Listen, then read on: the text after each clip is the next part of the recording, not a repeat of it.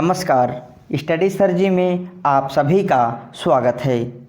आज हम इस वीडियो में एनसीईआरटी की कक्षा 7वीं की हिंदी पाठ्यपूरक पुस्तक बाल महाभारत कथा के 26वें अध्याय राजदूत संजय इस पाठ के महत्वपूर्ण प्रश्नोत्तरों को पढ़ेंगे।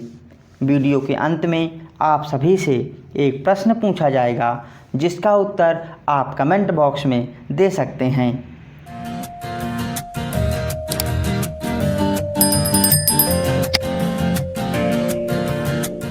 आइए वीडियो शुरू करते हैं। राजदूत संजय इस पाठ का सबसे पहला प्रश्न है, भीष्म ने युधिष्ठिर के संधि प्रस्ताव को सुनकर क्या सलाह दिया। इस प्रश्न के उत्तर में हम लिखेंगे, भीष्म ने सलाह दी कि पांडवों को उनका राज्य वापस देना ही न्यायोचित होगा। राजदूत संजय इस अध्याय का दूसरा प्रश्न है, पांडवों और कौरवों ने अपनी सेना किस प्रकार इकट्ठी की। इस प्रश्न के उत्तर में हम लिख सकते हैं, उपप्लव्य नगर में रहते हुए पांडवों ने अपने मित्र राजाओं को दूतों द्वारा संदेश भेजकर कोई 7 अक्षौहिणी सेना इकट्ठी की। उधर कौरवों ने भी अपने मित्रों द्वारा काफ़ी बड़ी सेना इकट्ठी कर ली जो 11 अक्षौहिणी तक हो गई थी। पाठ का तीसरा प्रश्न है, संधि प्रस्ताव के विषय में अंत में धृतराष्ट्र ने क्या निश्चय किया।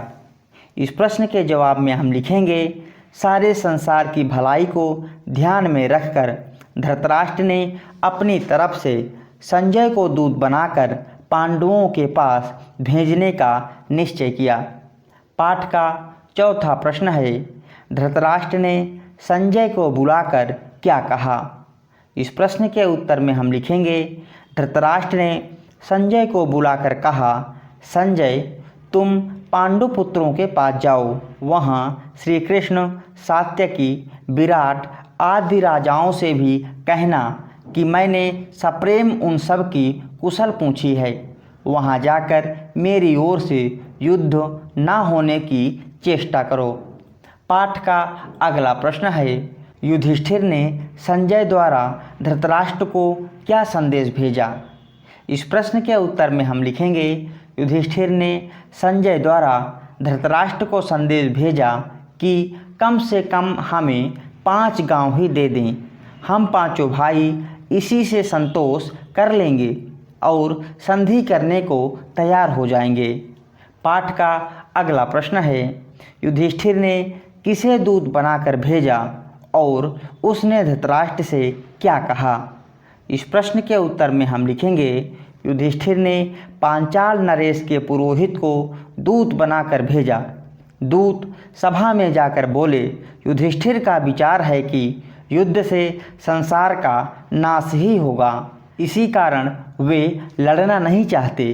इसलिए न्याय तथा पहले के समझौते के अनुसार यह उचित होगा कि आप उनका हिस्सा देने की कृपा करें। पाठ का 7वां प्रश्न है, धृतराष्ट्र ने दुर्योधन को संधि के विषय में क्या समझाया।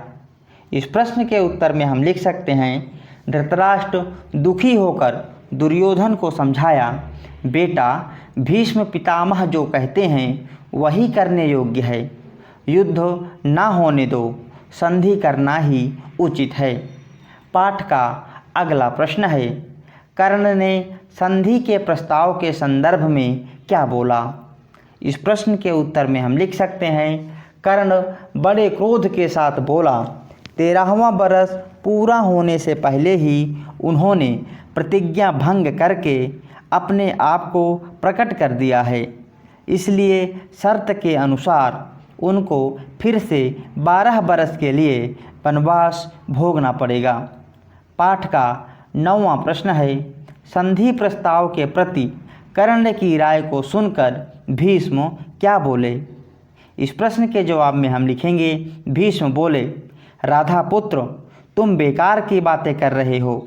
यदि हम युधिष्ठिर के दूत के कहे अनुसार संधि नहीं करेंगे तो निश्चय ही युद्ध छिड़ जाएगा।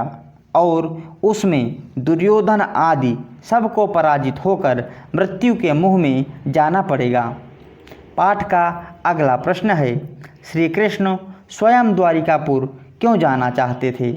इस प्रश्न के उत्तर में हम लिखेंगे, श्री कृष्ण स्वयं द्वारिकापुर जाकर शांति स्थापित करने का प्रयास करना चाहते थे, जिससे कि किसी के यह कहने की गुंजाइश ही ना रहे कि उन्होंने शांति स्थापित करने का प्रयास नहीं किया है।